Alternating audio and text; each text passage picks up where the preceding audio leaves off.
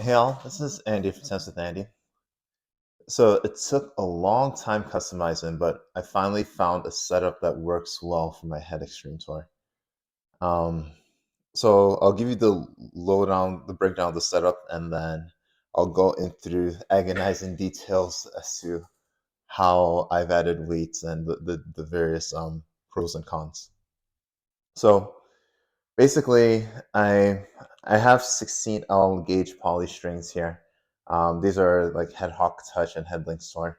I'm just letting you know just for reference with regards to weight.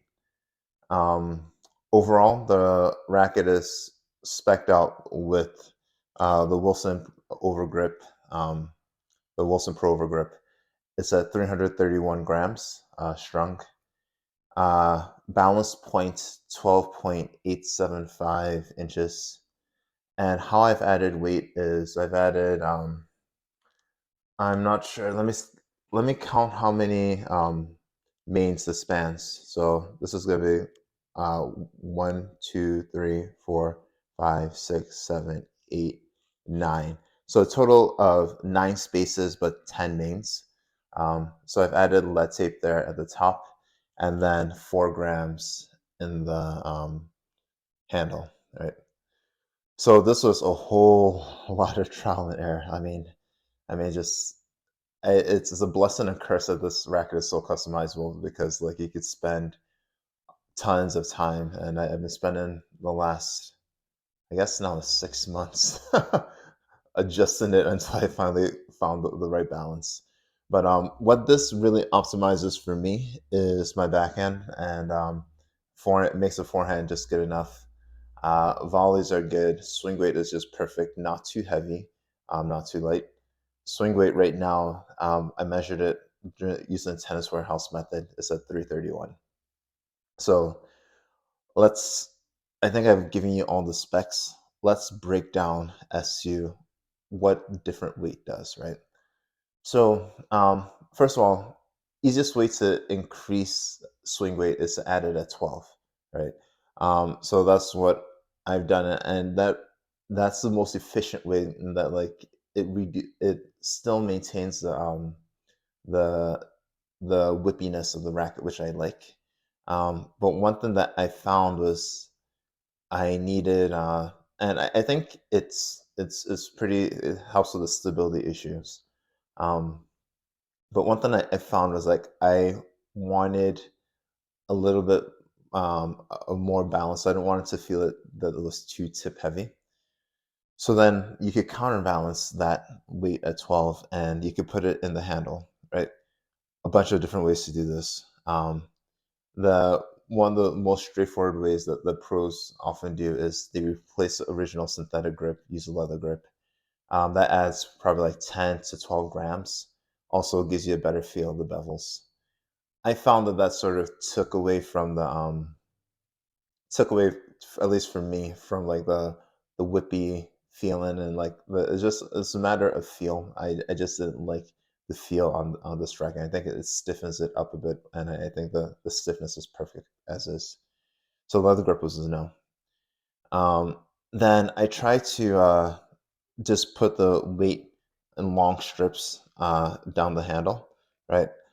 And so what that does is it distributes that evenly, and that's pretty good. I think it's almost like putting uh leather grip on there in terms of you're getting a nicely distributed weight, but you don't have that feel of the leather. But it's one that's good, but I thought that it wasn't necessarily perfect for me, right? I think it lacked a little personality. That's kind of weird, but it lacked a little bit of personality, right? So the next thing I did was I put it up here at the top of the grip, right? What that does is it really increases your recoil weight, so it makes your racket less prone to uh, twisting per se on like when you're getting a hard ball. So I put it there. My volleys were great, but I think what if I found that it like on my groundies, like it made them a little bit like I could feel the weight, like it made it uh, not have that loopier shot that I like, right? So, and I had a really awful match playing with it with that setup. So next, and not last but not least, I put weight at the bottom, and I put it in the form of tungsten blue tack, right? So I basically put I put some I took out the butt cap and then put some cotton balls in to sort of prevent the weight from falling in, and then put the blue tack on, right? And it works. And what that does is it makes this very polarized. So you have the weight at the top at 12 and the weight all the way at the bottom, and it gives you that nice whippy action. um, it's not as good for volleys as putting the weight right here because the racket still it doesn't help your recoil weight as much as putting the weight right here.